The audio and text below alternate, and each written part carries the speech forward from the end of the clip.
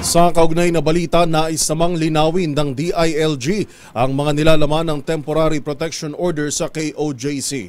Depensa ni DILG Secretary Benhur Abalos, walang nilalabag na anumang batas ang paggalugad ng mga pulis sa loob ng compound para tugisin ang puganteng KOJC leader na si Apollo Kibuloy.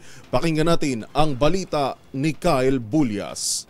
Maghahain ng mosyon ang Department of Interior and Local Government ngayong umaga para magkaroon ng kalinawan sa inilabas na court order ng Regional Trial Court Branch 15 sa Davao City.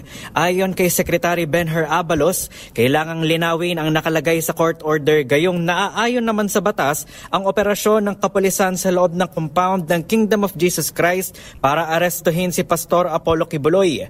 Batay kasi sa inilabas na cease and desist order ni Judge Mario Duaves, napipigilan umano ng pagbabarikada ng mga pulis sa labas ng compound ang religious, academic at property rights ng mga miyembro ng KOJC, bagay na itinanggi naman ni Abalos. Ngayong umaga ay magpapala ko ng paketory dito na mismo, no? Ano bang ibig sabihin ng order na ito? Definitely, tuloy-tuloy ang aming operasyon. Yun ang pag-usapan namin dito sa kapulisan. Tuloy-tuloy yan. Pero pagdating dito sa mga barikada, etc. Ano ba ito? Dahil hindi naman nagte-threaten ng life, liberty, or property ito eh.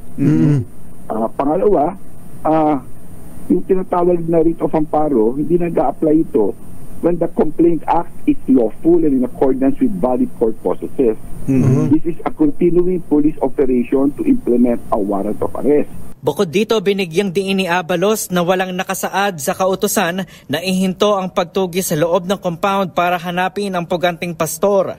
Sinabi ng kalihim na magpapatuloy pa rin ang pagsuyod ng kapulisan sa loob ng compound na may lawak na humigit kumulang 30 hektarya.